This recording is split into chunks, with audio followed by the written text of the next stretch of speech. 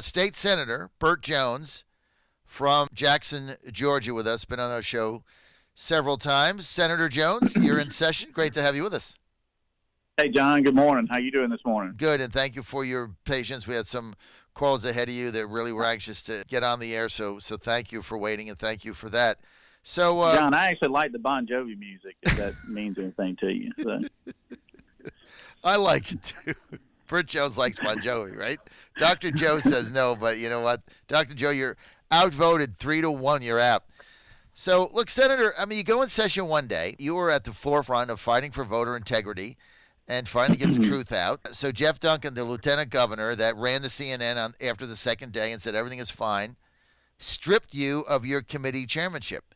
And he stripped Beach and he stripped Senator Bass, all of you, because you wanted to get to the truth. What is up with this? Yeah, it's unfortunate, John. I mean, here we get back in session, and in a time where we ought to be, trying to work out our whatever grievances we might have within our party. He takes the opportunity to try to publicly embarrass several of the members with either stripping them of chairmanships or removing them from committees. And there was about 7 or 8 of us that that were well qualified to hold different positions and didn't get them because of the stance that we took during the elections, when we were just seeking the truth and seeking we're looking for the integrity of the vote. And like I said, it looked like a playbook out of Nancy Pelosi's arsenal, and and it's unfortunate that it was being used against our own party. So, but that's fine. That's fine. It didn't bother me as much as it did some folks. But when you got an in-house dispute, you need to, instead of airing your dirty laundry for everybody to see, you need to have some face-to-face conversations and get those things out and see if you can work them out. But anyways, he took a different route, and so that's where we're on. But Senator, think of this. I mean, you and Senator Beach and Senator Bass and others, Senator Ligon, who's now retired from the Senate, and many others. I mean, you went forward with your conscience and you wanted to get to the truth and get all the facts out. And so right. you go forward with that, and then your lieutenant governor, who presides over the Senate, Republican, then extracts his pound of flesh by stripping you of your committee chairs. I mean, if you really think about that level of retribution within your own party for doing what you thought was right, I mean, how does this guy reconcile that? How do you reconcile that to the people? You were obviously a good committee chair. I know that Senator Beach was Transportation Committee. The guy's been working on transportation issues since the day I met him 2 decades ago. I mean, if you ever met Brandon Beach, I mean, all the guy wants to do is blacktop over everything. If he sees a cone and a crane, he's excited. I mean, the guy knows. The guy's a transport. How do you strip him of his committee chairmanship because he was trying to get to the truth? How do you do that and face the voters? Yeah, I mean, it's one thing to go after one and make an example out of them.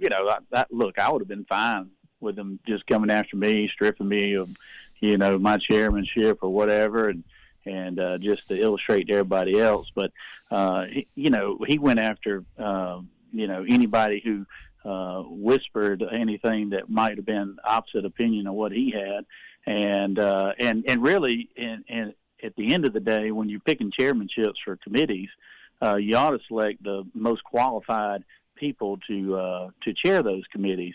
And there's no question Brandon Beach in our body is the most qualified transportation person we have. He's been doing it 25 years. He lives and breathes it. And they not only took him his chairmanship, but they took him off the committee as a whole. And I think about Matt Brass, who had been working on reapportionment for the last 2 years, and the only time reapportionment is meaningful, being the chair of that, is every 10 years. And so he put in a lot of work and into this upcoming session, and to have it taken away for no reason in his case. And then you look at somebody also like Tyler Harper, who's been serving 8 years, and was asking for agricultural committee chairman. And there's no person in our Senate that knows the agricultural business better than Tyler Harper from Ocilla, Georgia. And they didn't give him what he had requested. They gave it to an insurance agent, that I don't know how much he knows about farming. I know he doesn't know as much as Siler does. But anyways, at the end of the day, all those petty type actions, they don't do any good service for your body, because it helps divide your body, and it also puts people who are maybe not the most qualified person to serve in chairmanship. So, but at any rate, that's something. It's not how I would go about things. I think Governor Nathan Deal, who I served under for 6 years, is the best example. Governor Deal, he was a great governor of ours, and I think did a good job for us as a state. I didn't always vote with Governor Deal, but when on some big issues where he and I differed, I'd go down to his office and I'd tell him why I couldn't be with him. He was very gentlemanlike, very statesmanlike, understood it, and we moved on, and we didn't let it bother us. Mm-hmm. And so, but that's a sign of maturity and seasoned maturity that's not petty like what we saw yesterday. Unbelievable, and it sends a message. But look, mm-hmm. You know what? He's got to get renominated. We're going to have a large base of people that are going to vote for another nominee, and so that's look. At the end of the day, we control the numbers in every primary in Georgia, every single one. And if you run for governor, you'll likely be the nominee. I can tell you that now. I'm going to take some callers here for you. Teresa in Lawrenceville, Georgia, wants to speak to Senator Burt Jones. Teresa, you're on with Senator Burt Jones from Lawrenceville, line 1. Hi. I just got a question. Since all this fraud and all that's going on, I was wondering how come it is that if the legislatures are the ones that's supposed to be sending the electoral votes up, how come it is that, I know you're only in session certain times of the year, how come it is that y'all can't, to remedy this, from November 3rd for the presidential election to, January, whenever there's a runoff, y'all can't be in session? How come y'all can't change, the days that y'all are supposed to be in session to that time so that this don't ever happen again? Thank you, Teresa. Senator Jones? Well, historically, obviously we've never had anything like what just happened this past November 3rd take place before in the history of our state. It's always been historically, we come in the second week of January, we have a 40-day legislative session where we, pass our one constitutionally obligation that we have is to pass a balanced budget, and then we take up other issues. So, it never has been a question that has, had been a concern.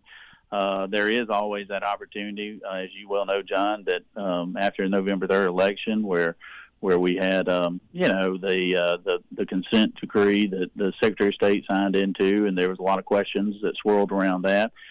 We could have, executive branch could have called us into a special session, but it didn't happen.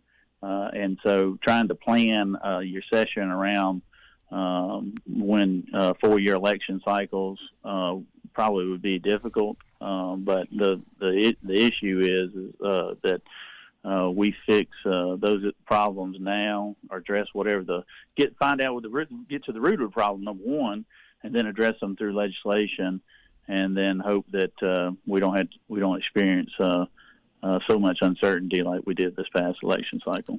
No, look, I think you're absolutely right. Nobody saw this coming. Nobody expected it. And from the beginning, all you guys wanted was a fair opportunity to litigate the issues and to get the facts out. And look, facts are still coming out, right? It's still not done. I mean, I think there's a hearing in Henry County on Friday about the affidavits of some of the ballots in Fulton County that people have questioned whether they were authentic or not. There's a theory by Garland Favorito, who's been doing this for 2 decades, and Susie Voiles, who I know back from like the 80s, I think, the 90s when I first got there, that some of the ballots were manufactured and counterfeit. I mean, every Democrat in Georgia should want to get to the bottom of that, right? Sure. I mean, yeah. I mean, I told a reporter yesterday, we've had 3 election cycles that have been called into question. 2016, 2018, and 2020, where both sides have been disappointed in the outcome. And 2016 it was foreign interference. 2018 it supposedly was voter suppression and whatnot. And then 2020 it was allegations of stuffing the ballot boxes or with absentee ballots.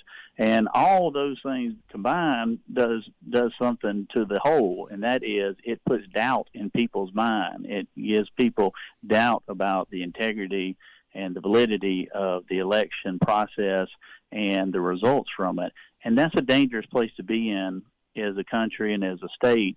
And it shouldn't be a partisan issue. It should be bipartisan because we've all been on both spectrums. We've on the winning and the losing side of those things. So it's something that. And let me clear some speculation that's always been out there about our efforts. Never once were we inclined to think we could overturn electorates without hard evidence of voter fraud. However, in order to have evidence, you got to have legitimate investigations into the allegations that take place, and that was something that we never got to the bottom of, particularly with counties like Fulton County and Muskogee County and Chatham County.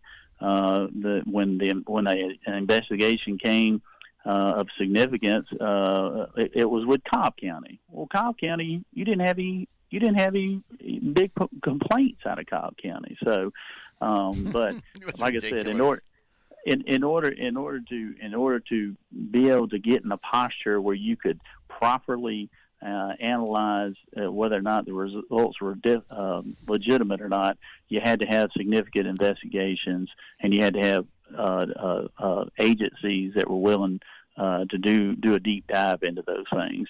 And you know what? If they'd done that, guess what? The committee that pushed so hard for these hearings and investigations, we would have been made corrected, and I think every one of us would have admitted, hey, you know what? We were wrong. They were right, but you're right. There is a Henry County hearing that's coming up Friday. And at this point in time, it's not going to change the results. However, it could validate what we've been saying, and so we'll see how that goes. No, I don't know why Fulton County is fighting it, because if I'm Fulton County, I mean, that's what gives me pause. The veracity with which the Fulton County lawyers are fighting the release of this information or to just a forensic inspection. If you have nothing to hide, you want a light shined in on it. Look, I hope that the judge rules in favor of a forensic audit. And I hope that when they do the audit, Garland Favorito can come on my show and say, you know what? There was nothing there. What we found, here's the explanation. And so these ballots were not counterfeit. They were not manufactured. I hope that happens. Because, Me too. Because that's good for the country, and that means, okay, but let's review them. And if he doesn't say that, if he says we did a forensic analysis and 20, 30,000 ballots were counterfeit, I mean, we got a major problem here. That's right. Major That's problem. Right. Yeah. One that I don't want to contemplate confronting. Does that make sense? Right. Yeah, absolutely. And you echo exactly. You say exactly what I'm saying as well. You know, I hope we do not find any kind of mischief or wrongdoing. You know, I hope that. But having so much pushback like what you talked about, and having an unwillingness to seemingly to cooperate. You know, it's just like Ronald Reagan used to say. You know, I believe. Believe but verify. Trust Right. but verify Right. type deal. Trust you know? but verify, exactly. Is there a possible Burt Jones for governor in our future campaign? Possibly. Is that something that I could see one day?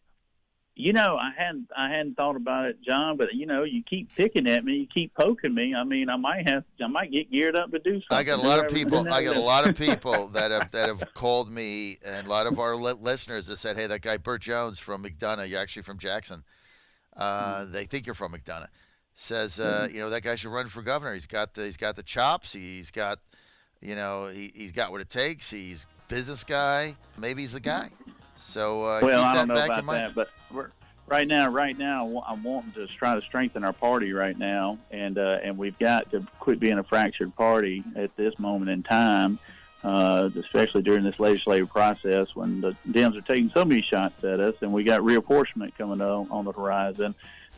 You know, those things can work themselves out and be talked about at a later date. But right now, I'm just focused on getting through our legislative session. Burt Jones, thank you for being with us. Senator Burt Jones from Jackson, Georgia. Thanks for being with us. Stripped of his committee chairmanship, of which he was very qualified, the Insurance Commission and what was it, Insurance and Commerce for some time as a business guy, entrepreneur, very qualified, did excellent job. Stripped of it because he simply wanted to get the truth out about voter integrity. Nice job, Geoff. Nice job, Cosmo Man. John Fredericks Radio Network.